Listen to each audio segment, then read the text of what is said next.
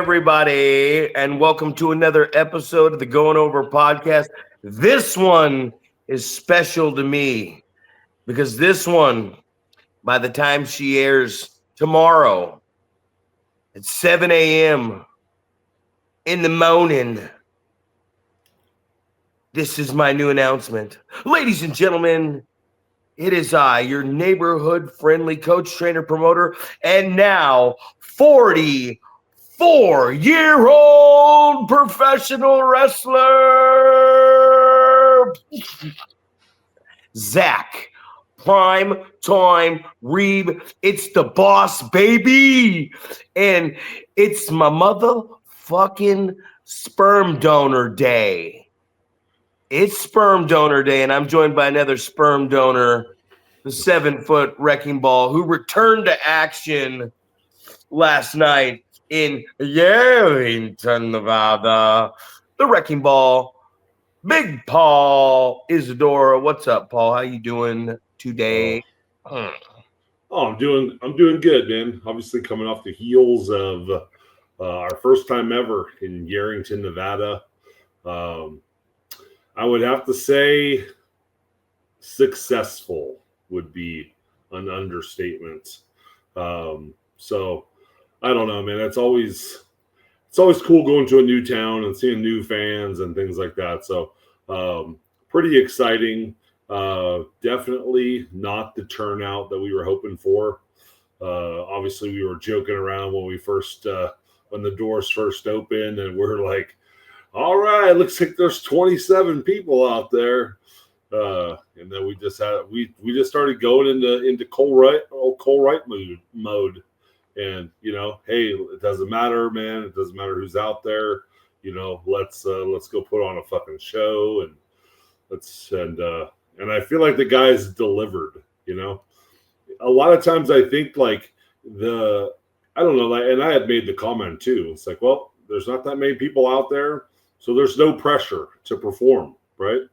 You don't, if you fuck something up, it's all good. There's not that many people out there to see it, type of thing. But obviously, as the crowd started filling in, and I don't know, man. I think we've said it 1,000 times. You would much rather have a small crowd that is totally into it rather than a big crowd that could give two shits about it. So it sounded like the crowd was pretty into it. I would say my understanding was our Reno people travel well. A lot of people from Reno came out to Yarrington, got some new fans in Yarrington. I got an email just a couple hours after the show was over, somebody thanking us for coming out there, saying that they had a blast. And, I said, oh, well, I think we're going to return in a couple months. And then I said, what was your favorite moment? And it was my favorite answer. I can't choose just one. The whole show was amazing. I was like, that's what I'm talking about. So, I don't know. And then it's just obviously returning after a over 2-year hiatus.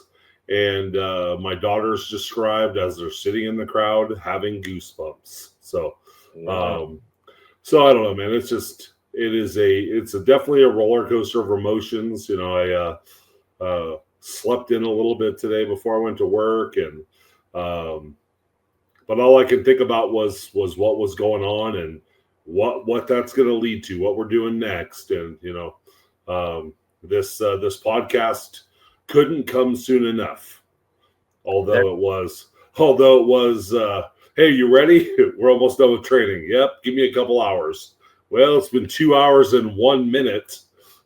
So I'm tired, man. I'm tired. It was a long night. I didn't get in until about 3:30, 4 o'clock in the morning. And I slept 2 hours. And I was up. I slept until 6. I went to bed at 4:30 and slept until 6:31. 2 solid hours and went to training today. Good little day of training. Then I knew I had to come home and do the podcast, so I can't just take my high heels off and throw me old feet up on the cummerbunds and enjoy myself going into my big sperm donor day tomorrow. But I'm going to tell you right now, you know, one thing I really noticed about last night, we got a lot of good stories about last night. I'm going to tell you why I didn't fucking get back in. You know, I'm probably going to let him make the announcement himself, but, you know, a wrestler that has been doing it for a very long time told me today that he's done. He's done with pro wrestling after last night. It had nothing to do with the actual show. It had everything to do with the after math of the show. And then I remember talking to him today, and I'm like, you know what? I'm going to call him, and I'm going to give him that motivational speech, that pep talk that only Zack Reeb can give you, right? And then what he said to me back, I was just like, well, I don't need to say nothing to you because those are good reasons to stop. And to be honest with you, if it's in your gut, it's in your gut. One thing I like to say, I left him with this, though. When it seems like things are bleak, when it seems like things are getting their hardest, and maybe it's not going to work out, you're closer to getting to that finish line, that destination, than you think in this journey that we travel on. But yeah, it was a good show. We had a lot of fun in the locker room. I did not have, luckily, Bad News had the shoelace because my trunks did not have the drawstring had been completely pulled out of it. And I had to deal with Boyce LeGrand just riding my ass hard, as bad as that sounds, sitting right next to me, talking a incredible amount of shit to me while I tried to string slowly this shoelace through my tights. Once again, breathing's bad up there. A couple times during the match, which nobody could tell, I thought I was going to just take a walk to the back and go grab some fresh air outside and leave my team at the disadvantage. But there is one thing I wanted to talk about from a couple scenarios, and we'll get into the show itself. But one thing I just really wanted to start this program off with was, you know, whether we're in a street fight, fighting outside, stuff like this, I feel like the wrestlers forget that the most important thing to do is we have this stage, you know, this squared circle, this ring that sits in the middle of everywhere we go. The ring is the center of attention. And there was a couple moments last night where it just was just completely obvious to me that a lot of wrestlers don't realize going back up those stairs, getting back up on the apron, getting back in the ring to let the rest of the audience, you know, the finish of the match, the meat and potatoes of everything, points in the match that you really want the audience to see and be able to feel the goosebump experience needs to happen on that stage. And by the way, your daughter's completely destroyed me verbally on the outside of the ring last night, which was great. And case in point, so I can get your topic on this, I was telling the guys in the tag match. So RC and Dawn had rolled out and grabbed their tag straps. They were calling it a night. They were heading to the curtain. They were going to pack up and head home. Malcolm Flex and Terrell Rocket came after them, spun them around.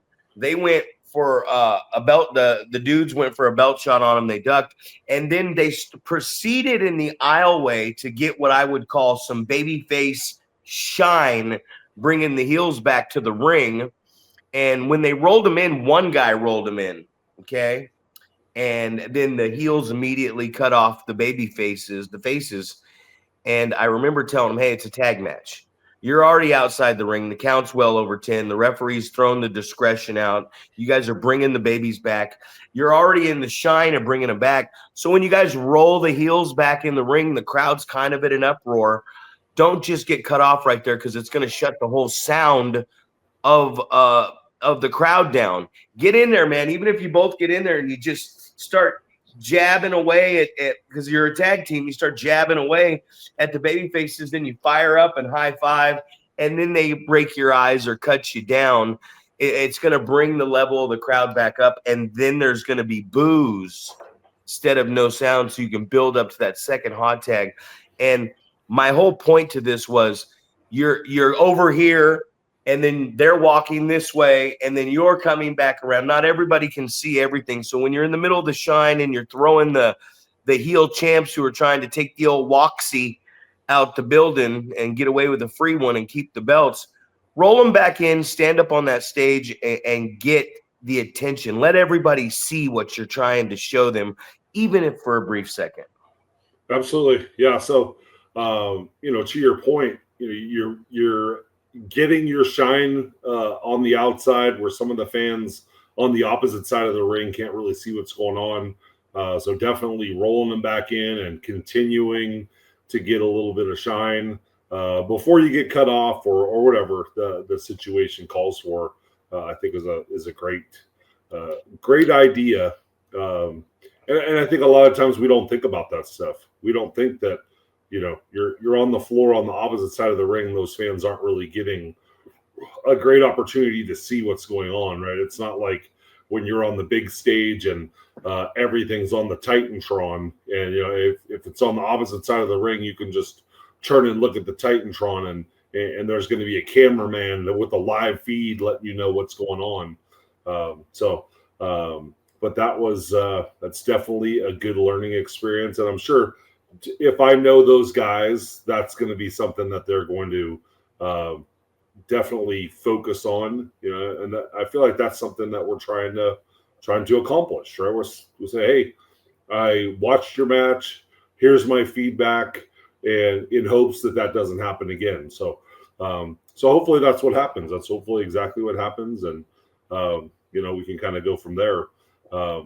We were talking about, there was one spot in a match last night where someone was taking a sidewalk slam, right? And I remember in my very first match, you think about when you're taking a sidewalk slam and how you're going to post for the guy that's picking you up. And in my first match, the guy basically just jumped and I had to catch him out of the air. And I think that's what happened last night as well. So I think and I don't know, man, if that's something that you think you should go over before the match, or is that something that you just think like people should know how to take those type of moves, the things that you're going to have to, obviously we go over what we feel like is simplistic, basic, how to post for a body slam, how to post for a hip toss or whatever like that. Do you think we are overlooking taking, I don't know, like I use a sidewalk slam on a regular basis. So to me, it's like, I feel like it's like a body slam. Like it's a normal move that I would use on a regular basis. So I guess in my mind, I assume that people know how to take that, but obviously wrong, because I've in my first match, I gave one where someone jumped into my arms where I had to catch them, and then I know that happened last night as well. So what's your opinion on that? Well, what the fuck are you jumping for? Why would you jump into a sidewalk slam? Right. It's as simple. We've both been down. Right. Most of this shit we're doing, if not all of it, is a pump stop. Sure. So if you're not pump stopping, thank God, some guys are out there that are, the sidewalk slam, I feel, should be done by somebody who is stronger than you, that can overpower you, because if you get in there with an experienced guy, you're going to have to really pick the guy up and jam him down, man. And the sidewalks, it's an easy bump to take. It looks devastating. I was watching the kid from the Gator Boys, Bobby Bayou. He did one, and he was like twisted it like a whole bunch of way, and then really got him. Then he really elevated the guy and lifted him out. And I told him, I said, hey, that looked good. I said, I know you're probably not going to want to hear this, but I think that's your finisher. Like, I don't think that's a move at your size that you should just be. It looks so good, and the motion of it, I don't think that should be something that you should just be doing for a 2 count or to cut a guy off. I think you should make it your finisher. And we're in this era now where, does it look like a finisher? I know Don Stockton does the way he tucks it, does the big belly to belly, and he calls it the Stockton Slam. And he beat me with it. And if you sell those moves, if you sell those moves like you landed on concrete and it knocked you out in the middle of the ring, they look devastating. It's like the Illuminator. I'm not going to take one yet, but one day I'm going to take an Illuminator. I took my first drop kick from the old Thoroughbred, and I'm used to just holding my hands here, and I came, boom, and I came off the ropes. And as soon as I hit that rope and came to my pump stop, this 6'4" man was like a mile above me, and I was able to put my hands up and give him the push off he needed and take a really big bump. I watched it on the video. It was nice. But I feel sometimes like everybody tries to sell the Illuminator. They try to, sell it up. And it's like, no, sell it like this guy grabbed you and threw you a mile across the ring and you just lights out. You know, you have to sell the Illuminator like you exploded into the concrete and you're unconscious. You're not getting back up. Someone's going to have to come help you because your back and your lower back is destroyed. And that's we don't talk to these young guys in training about how we should sell stuff. Like, I don't want nobody to bump a lot of people. I don't really want you to bump my super kick. There's other ways I want you to sell it. You know, when you choke slam, that's what I loved about Night Train taking your choke slam, was it looked like it just decapitated him. And I believe you referred to it in the locker room as discarded. You're like, come on over here and then I'll discard you with this. And I'm like, yeah, that's what the choke slam should be called. You should actually call the move discarded, because that's what happens to somebody when you elevate them up. And it was little details too, like, you know, even though he rushed way too fast, you grabbed him with that choke slam, and then it was like just those details of walking around to show the fans, and you have the wrong hand. So now you lift this giant hand way high and you, and then you show it to them again and deliver it to them. So, yeah, it's just those moves. It's a timing issue. That's all it is. It's a timing issue. And no one's bending the knees and pump stopping, and their timing's just off. Right. Well, and I think we all get into that, rushing, right? We're going too fast, and we always tell people the same thing, right? Is slow the fuck down, right? Even if you think you're going slow down. And I ran into that last night. You know, it was like throwing punches, and it's, instead of making them count, it is very, rushed.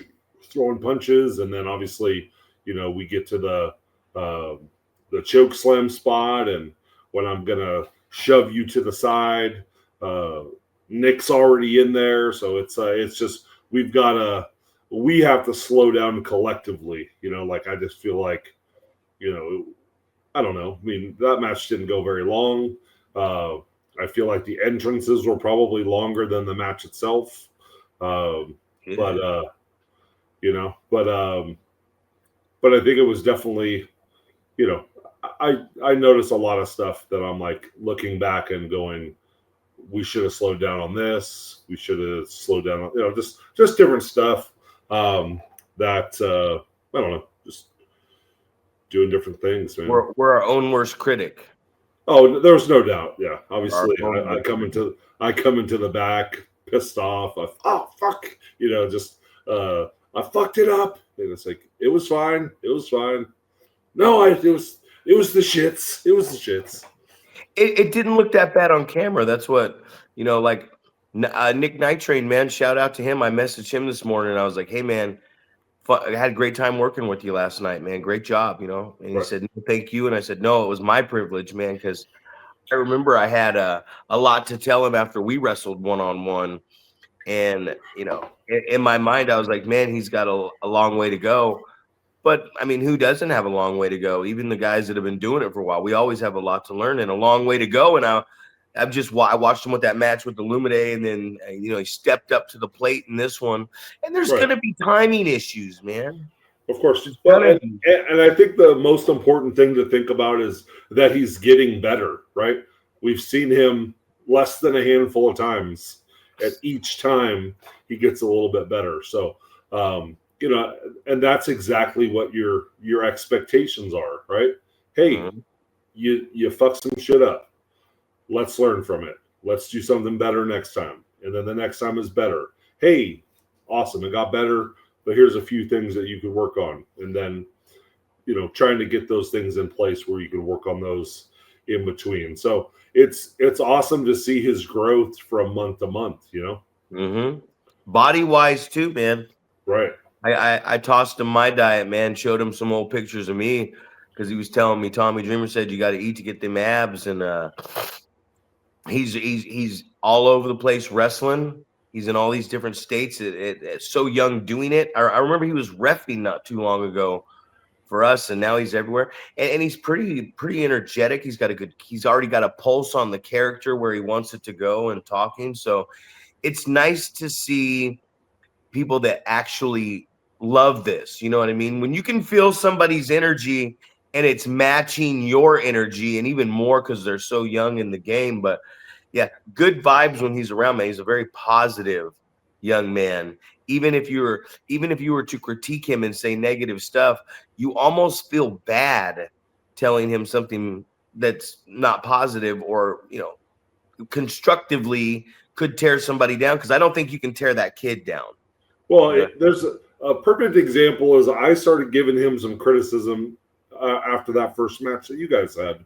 And I said, hey, it's kind of funny that you said, like, you almost feel bad about giving him, because he's such a nice guy. And he's so like, yeah, okay. He's like, you're not going to hurt my feelings, man. Like, I'm a grown man. And, he goes, I want to hear what you've got to say.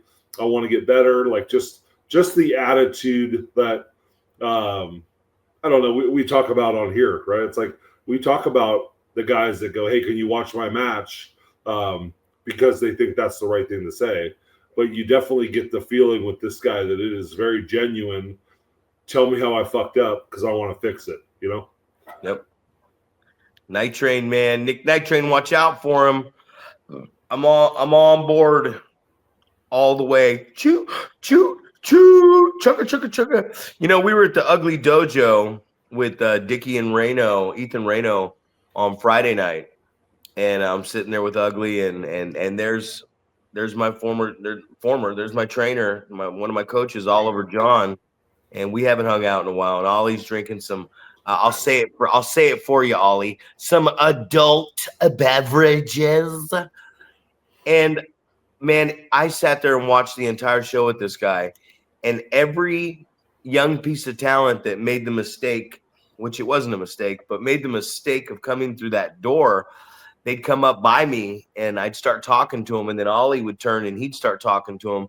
And then it became a thing where Ollie would take his jacket off and he would grab the kid. The first one was Hitman Wayne. Shout out to Hitman Wayne from East Bay Pro. Great kid, man. Great kid. Took a lot of good criticism from us, but Ollie would grab him by the arm and he would walk, come over here. And I'd be like, good luck. And Ollie would just be over there, grab a waist lock on me. And then Ollie's just terrorizing some kid for fucking 10, 15 minutes over off to the side in the dark over here. And then Aiden Andrews came up to me. We were talking a little bit, and I look over at Ollie, and now it becomes like, they're going to get good education, but it became a game where I was like, oh, the kid's heat's good, man. But, he lays it in there, jacket off, grabbed him by the arm, swig of the old adult beverage. I remember Aiden he gave me like a little wide-eyed look, and I patted him on the back, and I gave another guy the old good luck. And then, then I saw him over there with Dickie and Reno, just beating the dog piss out of them. And then I saw Dickie come back for seconds, you know what I mean? And Dickie's just like, oh, I get why you do what you do the way you do it. He's like, that guy's the man. And I'm like, oh yeah, he's a monster, bro. He's a monster. But I thought it was great, man. I got to sit there, and now in my recovery, I get to sit there just completely in this beautiful place and watch one of my coaches just smarten people up, man. It was very fun. I would give everybody the other view of like something that happened in the ring with the crowd, and Ollie would give them let me see where your lockup's at, motherfucker. You know what I mean? So it was fun to watch. And he pointed out some key stuff when I was sitting there watching it. He's pointing out that a lot of the talent nowadays is skinny fat, and it's no knock on anybody, but it's like, you know, hit the weights. You know, we're getting older. We're getting older too. I'm getting back at it, but it's like for you young guys out there, man, hit those weights, dude. You watch all these videos of Brian Cage, man, and he's out there just hucking up weight, and Alexander Hammerstone, and Nick Nitrain lost a lot of weight. Arsonist has lost a lot of weight. There's a lot of guys that have Doc Haywood's lost a lot of weight. I was at the Stockton show and I saw CJ Dirt, the Red Mexican. Shout out to the Red Mexican, great, another great kid, man. You had him down there in Winnemucca, and he was on the Stockton show, the worst show I've ever been a part of in my entire life. I just wanted to throw that out there as number one, worst show ever. And no offense to those guys, but he had his shirt off and he was coming out to wrestle, and I'm like, Jesus Christ, this guy's CJ Dirt has had to have lost over 30 pounds. I'm going to be honest, 30 pounds, because last time I seen him and he'd move, his little tits were jiggling around, and now there's no jiggle. And he's at the point where it's like, and Michael Shawn came out and he looked like he was in good shape, and Per Singh is always, those guys look like they're getting back and they're getting in good shape. So I'm looking around I'm seeing a basically, what is that word I'm looking for? A revival. I'm seeing a revival in these young guys, knowing like, hey, we gotta take these supplements, we gotta eat this food, we gotta get to the gym, because the way our body looks is very important to us. Absolutely. Well, and it's great to see that, man, that people are taking that seriously, and that was something that I had to consider as well, right? I was walking around at 360 pounds just 5 weeks ago. So yesterday I was 333. So yeah. For me, that's the I want to be in good shape. I want to live a long time for my kids. I'm thinking that I need to be 300, right? I need to be 300 or a little bit less.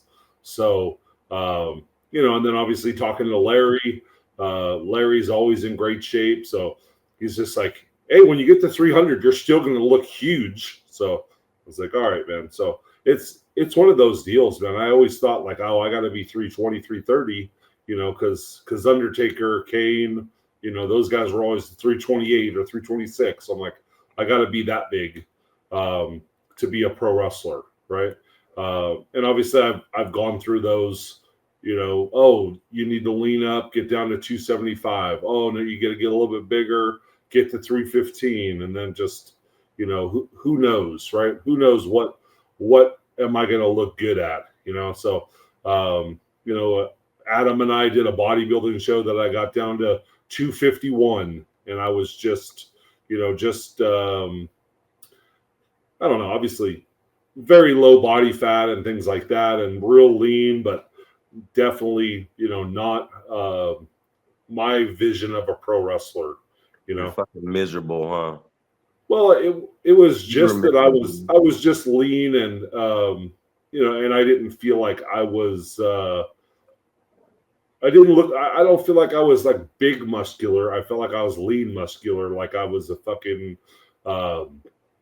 triathlete or something like that. And I was like, I don't think that's what I don't want to have that.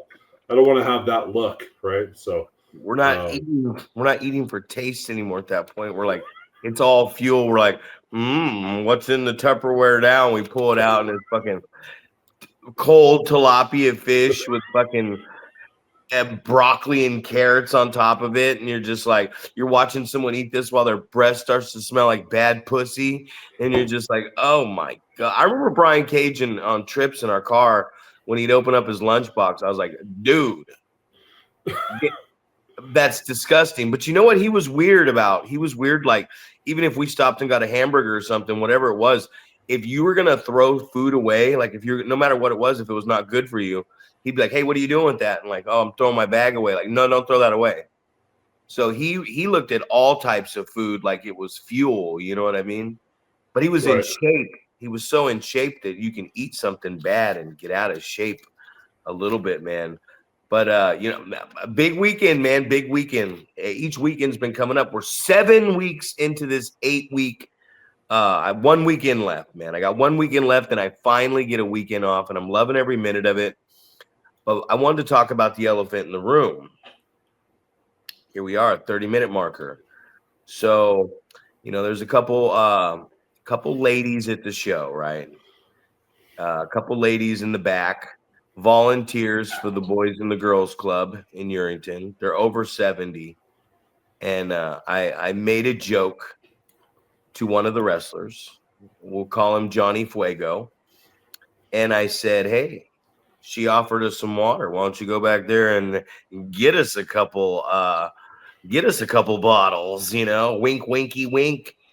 And as I came to the back of the trailer while we were loading the ring up, and Jerry Gigolo is just in awe. There's a ruckus going on at the back of the trailer, and we're standing there, and Johnny Fuego is sitting there going, and Jerry Gigolo, I swear to God, he was making out with the Boys and the Girls Club lady. He was kissing the Boys and the Girls Club lady. And I'm like, the 70-year-old lady? No way, no way, no way. And he's like, I thought he said he videotaped it. I was in such disbelief of this that I'm like, no, arsonist, take him. I want to see this again. And then the lady confirmed that this was not a lie. And I just found it incredibly. This kid was so confident after this. Couldn't put two words together all day. I don't think he said more than one word in the car of the Pathfinder on the way up for 3.5 hours, and then literally the whole way home. And we stopped in Reno at the zombie crawl, you know, and that was wild, man. That was wild. And it made me realize, like, I have no desire to try to have a conversation with anybody who's drunk. You know what I mean? Like, that's just completely. I'm sorry to everybody if you're watching this. Let's get these subscribers up. But I'm sorry that you ever had to deal with me blackout drunk in my career. I humbly apologize and I beg of your forgiveness from me if you would do so. If not, sorry about it. But sorry again. But he ended up at a nightclub, and he's got his little Adidas gloves on, right, with the fingers. He's still wearing this stuff. And you know, some girl comes over and plops down and pops that ass up and starts twerking. And Johnny's like, got his earbuds in. And Johnny like tries to get his hands around her, but he can't lock them, right? He can't lock those Adidas gloves. And my point is, we get in the car, and there's Sergio and there's Bad News up front. And Johnny's back there going, it's just my day. It's my day. Today's my day, guys. Today's my day. And we're like, oh, yeah, somebody get this guy a warm glass of Ovaltine. You know what I mean? Like, his breath smells like Werther's Originals. And we go over to Dottie's place next door, which is funny. It was called Dottie's Place because, you know, that's an older lady's name. And as we walk in, because we thought maybe there'd be a diner, some food, whatever. And there's 6 old ladies drinking a couple beers, gambling, playing bingo. And we had to rush. Once we heard there was no food, we had to rush Johnny Fuego out of the building because it's like, hey, the gilf killer over here, the grandma killer, the grandma player, we got to get him out of here. But we were in the car, and I just thought this was a funny moment. Johnny's like, yeah, guys, it was just my night tonight. You know what I mean? It was just my night. And Bad News Blakesley goes, whatever, Johnny's like, you made out with a 70-plus-year-old volunteer at the Boys and Girls Club. And Sergio's like, yeah, you're disgusting. Disgusting. And Johnny goes, hey, guys. He goes, let me ask you a question. How much action did you guys get tonight?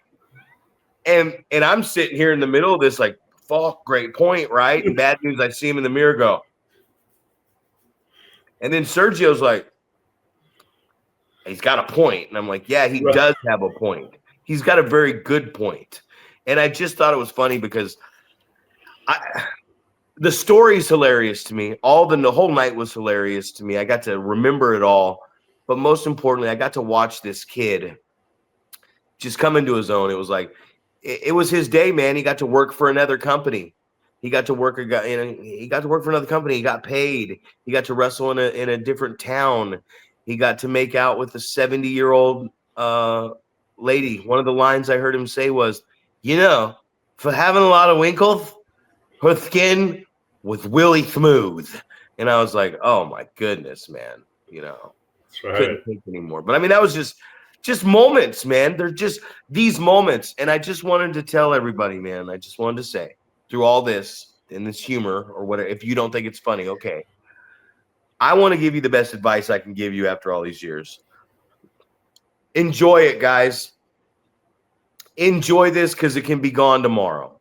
Enjoy these moments with the guys you train with, your trainers. Enjoy these moments with these new relationships that you meet, man, because I'm going to tell you what, this last 518, 19 days of recovery and being back out here and hanging out with you and your crew and my crew and watching all this stuff we built, this could all be over tomorrow. And the difference in now is like, I would be okay with it. If wrestling stopped tomorrow, I would be okay with it.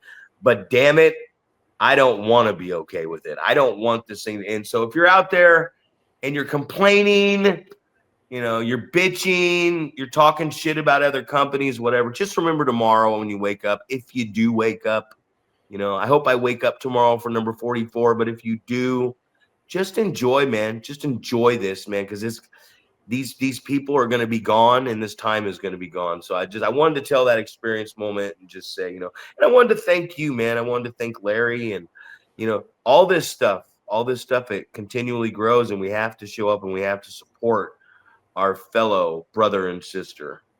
Absolutely, man. And that's just a reminder about those road trips, man. I'm listening to Bad News as he's loading up the car and so he's like, not looking forward to this 6-hour drive, right? And then now to hear that there was more than just driving going on makes me excited, makes me happy that that it wasn't just sitting in the car driving for 6 hours. It was sitting in the car driving 75 miles to Reno, some fun stories, some more fun stories. I don't know, man. It's just. And I think that's one of the things that I miss the most is the road trips. Because generally, I'm not traveling with anybody. I travel with Larry, which is always an eye-opener, great learning experience from the business aspect. But it's not the traveling with a bunch of other wrestlers and guys that are, young in the business and trying to learn and sharing stories and things like that. It's reminiscent of the times that we used to drive to Portland or the times that we used to drive to LA or Vegas or the longer car rides where, you really got to get to know everybody and share stories and, just different life experiences where, you really had a really good time. And even though you're only, I'm going to get there and I'm going to wrestle for 7 minutes and then we're going to get back in the car and we're going to take another, 9-10 hour drive to get back home.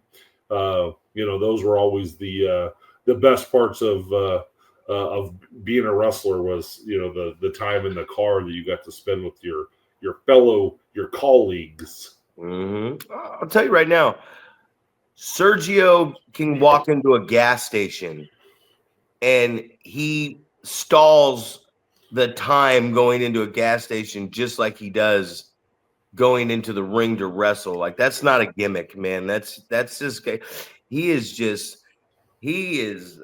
must be a man who's never had a day of anxiety in his life, because I just don't think he takes life too seriously, and I love every second of that. Yeah, wild evening. You get in these cars, man, and we talk about all this stuff, the camaraderie, and boy, was there a lot of camaraderie going on. It's great to take a young 18-year-old Ethan Reno and show him all this stuff. I remember like 1 o'clock hit, and now, but woo, cops are flying in and everything, and Reno's like, what the hell's going on? And I look around and I I think it's time to head to the car, guys. It's getting past 1 o'clock, and this is the part where nothing good happens in the night. Everybody's too drunk. They're puking everywhere. They're falling down. People are fighting. We have made it to the evil part of alcohol and alcoholism. And man, Reno was bumping last night. I'd never seen Reno like that. I ain't been down to Hot August Nights or anything, but I'll tell you what, I had never seen so much booty bouncing across nothing to smack itself going down the street. Zack Reeb was having a good time. And the drive home, Fuego and Sergio had both fell asleep just like this. So that's where Zack proceeded to grab the old water bottle and, you know, and neither one of these guys woke up. And it wasn't like I was like just touching their mouth with it. I was like, once I figured out they weren't waking up, I was like, how far can I get this water bottle down their mouth? And they just didn't wake up. And I remember when Serge did wake up and I let him know what I did, he was very like he didn't believe I did it. You know what I mean? So I am ratting myself out on the old birthday podcast about it. But man, it's just great times. It's been a great 7 weeks. So much I've learned. We talked about using that center stage. You know, there was a lot of hip gyrations going on at the show, but most importantly, what I really enjoyed was just another good locker room. Another good locker room. And you don't realize how good these shows are because we've had so many war stories over all these years with, we call them cancers in the locker room and just bad people in there. And a good locker room, man, you know, not booking a few guys, taking a couple bodies off the show. So the mental health of your locker room and the vibe of that thing, the locker room has been, I remember when I first came down to you, it was kind of like a very standoffish, cliquey, it was very quiet. I remember walking back there one time and you could hear a pin drop. And then now it's just this really cool environment and watching the company grow. So kudos to everybody involved in this, man. It's fun to watch everything grow on both aspects in here in professional wrestling. Right. Well, and I think the big thing about that is that you have, I don't know, I guess you have the people that they don't think that they're better than everyone else. They don't think that they're, I'm too good to share stories or I'm too good to share ideas or I feel like very open to, criticism. Like I'm just thinking about putting together our match yesterday and how it just transformed from, Illuminate had his stuff and then you're making little tweaks to it. And what if you did this? Well, how about this? All the little things like that when you have guys that are less, obviously I got the comment like it just looked like we all clicked, right? You got these 6 guys in this match and you guys were all on the same page and you guys clicked and it just looked like you guys were all on the same page. It was just a good chemistry in that match, and it started from in the locker room, right? There was no, I know what my character is. Don't tell me what my character does. Don't give me suggestions or don't give me things that my character should do. It was all like a healthy conversation, asking questions. Well, do you think this would fit in here? Do you think this would work? Would this make sense? All those different things, and just the explanation of why things happened in certain sequences I thought was good. And so I don't know. It was just good feedback about the locker room as a whole.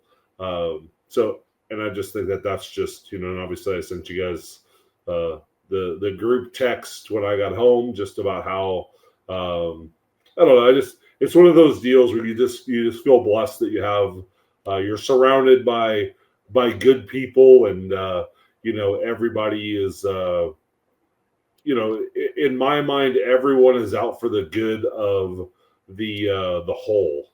It's not Yeah. not necessarily like how can I look good, but how can we look good. So that's exciting, and and it's just one of those deals where you want to go, hey, here's our dates for the next year to everyone, but at the same time, it's like, man, I want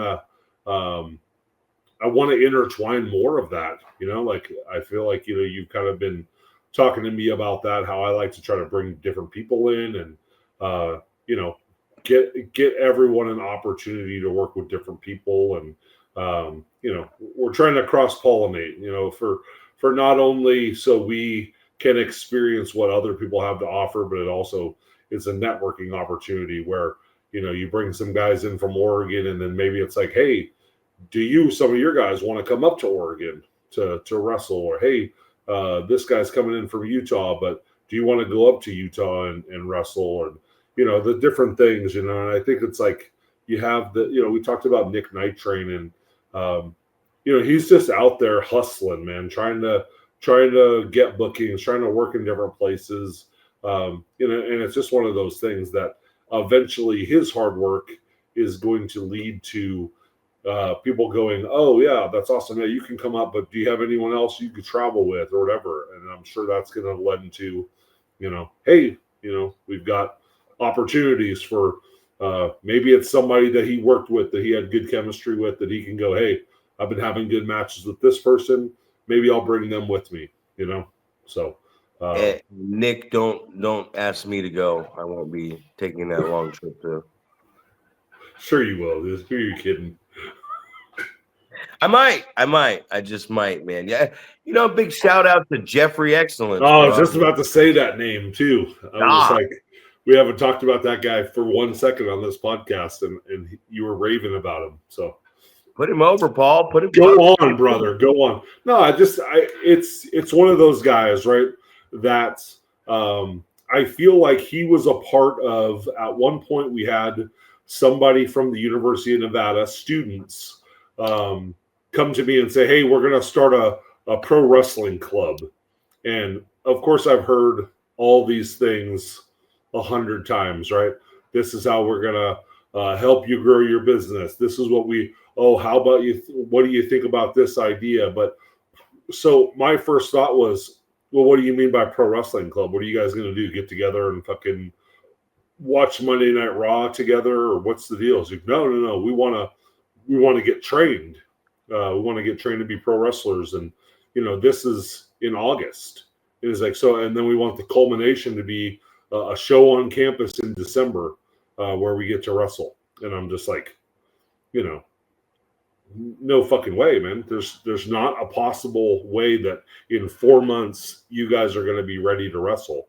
But to my surprise, not only were they getting funding from the university to fund this club so they could pay for training, but they were very dedicated. They were coming several times a week. Carl Fredericks was a part of this. Jeffrey Excellence was a part of this, and some other people. But you just knew there were some people that were taking it really seriously, and there were some people that were doing it because it would be a cool experience, and it would be really, a cool thing to do. And that hey, this is what I did in my college experience. But not only did he do well, took that seriously, but then obviously took it even further, continued to train. I think he went to the Pritchard and Jacobs wrestling deal. He moved himself to Vegas. I think he might be from Vegas to begin with, so he maybe moved back to Vegas. But I've been seeing him wrestle on Future Stars and all this different stuff. And then obviously the thing that you noticed last night that was just over the top obvious is this guy's getting in fantastic shape, man. The dude's got fucking abs. He just looks physically amazing, right? So, and then just is the guy that's, is going to do whatever it takes, right? It's unload the ring, it's load the ring, it's have a great match, have a great attitude. You know, very very thankful for opportunities and things like that. So I mean, it's hard to say anything negative when you have this guy who is just like, and I don't want to say he's the nucleus of the locker room, but I mean, it definitely, that energy spreads from him to others when you have a guy that's very positive and obviously wants to make what we're doing grow, and get better. Yeah, great dude, man. Great physique, great attitude in the locker room. Easy to work with, man. I work with that kid out there, That kid has never laid anything in too thick on me. He listens, he gets it's a good experience, man. There's just been a lot of good experience with a lot of these guys, but Jeffrey Excellence, man, like Illumide is a great guy in the locker room. Nick Nitrane's a great guy in the locker room. Jerry Gigolo. It's just, you look at that entire locker, and I'm just speaking on your locker room right now, but it was when I was at the Ugly Dojo, man, just a great vibe down there. And there's nothing more I enjoy than with talking with Big Ugly. And then I got the opportunity with Oliver John to hang out and watch a show with them. And then you see the kids, man. You see the Aiden Andrews, you see the Bishop Dorians, Ugly's youngest kid, man. Just it's just infectious, bro. The kid's infectious to be around. And then you see him playing around, having fun, but then he also sits there at the same time and picks your brain apart, man. So when you see all these people that want to get better, that's what you want in your locker room. So it's so important to have a good locker room, man. So important to have a good crew of guys that are setting up that ring and promoting your show and doing all these things, man. It's real. We talked about it before, man. It's the teamwork makes the dream work. And it's as we get older, and even as you're younger, if you can get this in your mindset, if somebody doesn't have the same goal and the same drive as you do, if we don't have the same dream, there's going to be a good chance that us hanging out with each other is going to be bad for us. You know what I mean? Right. When I was out there drinking, I would drink on a Friday night with just the normal friends, and then they'd wake up on Saturday and be like, okay, well, we got to go on with our life now. And I'm like, well, I don't want to go on with my life. I want to keep drinking. And what you look for is, now it's Monday morning and you don't go to work or something, and now you're looking for somebody to hang out with and drink. And the people that you find on Monday at 11 o'clock noon that will drink with you, usually at a dive bar, are the people you don't want to be hanging out with. So you're hanging out with the wrong crowd. And that goes with this wrestling too. If you're hanging out with someone because they're your friend, but they're not going to the gym, they're not going to training, they don't want to get out on other shows, they don't want to get better, all that is going to drag, all the above is going to drag you down. You know what I mean? So, but if you get around people, they say iron sharpens iron, right? So if you get around people that are like-minded with the same goals and want to push you and support you and drive with you, there's a good chance that there's going to be a crew of guys that are going to end up being really solid, man. And we've seen it many times. There's always a handful of talent that ends up being something special in the wrestling business, and it's that reason alone. Right. Well, and as you're saying that, it's reminiscent, of when I first started, and it was me and Adam and Corey and Luster, Choopy. It was all those guys. Tim Anderson as well. Malachi. Yeah. So all these guys, and it was, it was just the routine. It was the expectation, right? We were going to go to the gym and work out before we left for any show, right? That was the meeting spot, right? We'll just meet at 24-hour fitness. We'll get our workout in, and then we'll hit the road, right? We'll grab some food. We'll hit the road. So that was the expectation. So, and so that, and obviously that led to us showing up places where we were the in shape guys, right? Yep. It's the 5 minutes remaining. Yeah, so obviously, if you can get yourself in that situation where now that's the routine, right? Hey, we're going to a show on Saturday, or we're going to a show on Friday, or whatever it is. Hey, we're meeting at the gym. We're going to get our workout in, and then we're going to hit the road.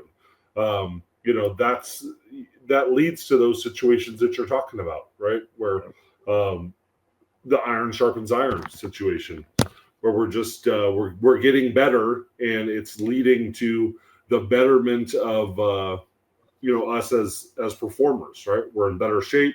We look more legitimate as pro wrestlers because we look the part.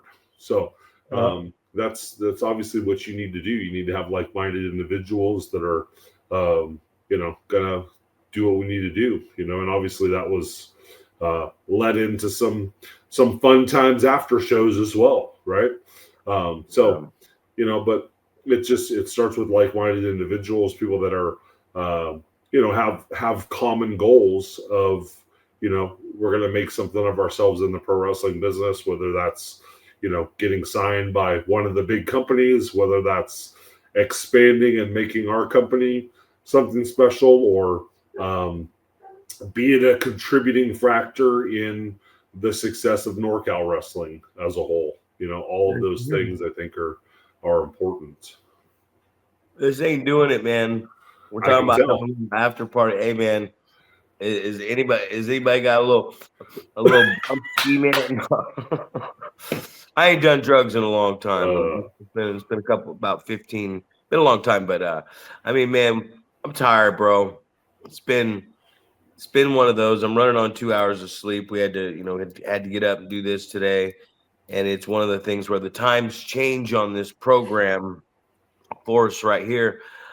I really want to look into going live with this thing, man. Live for an hour. Obviously we're both gonna have to be able to do it twice a week live for an hour, which I think the interaction is something that I want. I want to see the interaction coming up on the screen and be able to field questions and talk to people. I don't think for a second, Paul, that we're done talking about stuff, because we learn stuff every weekend and there's so many topics to come along. But I just think we're getting close to that 100 marker, and I feel like, man, this has flown by.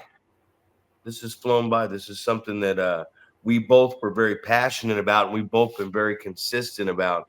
And I just think we're reaching this next level here at the Going Over, the studios of the Going Over podcast, ladies and gentlemen. The picture frame behind me cost an arm and a leg, and I'm ready to, with the finances, ready to update a little bit out here. Oh, exactly. That's it, man. So you just got this one more weekend of shows to make it 8 in a row. You got the rockin' wrestling. Rockin' wrestling. Get out there, get some music, get some wrestling, get some professional wrestling. Come watch RT and Dawn, baby. That's it, man. They're going to perform a 30-minute set, and they're also going to wrestle in the main event. And then I think they're going to be playing in the after party, too, on the inside after everything shuts down at 10, from 10 to 12. And I'm like, wow, man, I've never seen that probably has happened, but I mean, not since I watched it live. I haven't seen like performers perform to start a show for a 30-minute set and then turn back around and come out and fucking wrestle in the main event. So it's like, man, I just can't say enough about these guys. RC didn't get home till same time as me, and he's 2 hours away in Red Bluff, and he hits me up today, and he's like, I need that key, coach. You promised me the key. And I'm like, I got you. I told him last night where we're eating. I said, I got you on the key. And I went and got him the key today, and I spent the extra money to get him that San Francisco 49ers key, because I know he loves the 49ers, and I don't like the 49ers, but it was okay because I wanted to get him a special key. And when I told him in the bag was the special key, he's like, oh, can't wait to see this, because he probably thought I got him something like gay or something like that, just something to mess with him. And I didn't. I'm really like thankful for the stuff that these guys do, man, and thankful for this weekend. It ain't stopping anytime soon, sir. That's it, man. We just got to keep going. Hopefully we get those subscribers.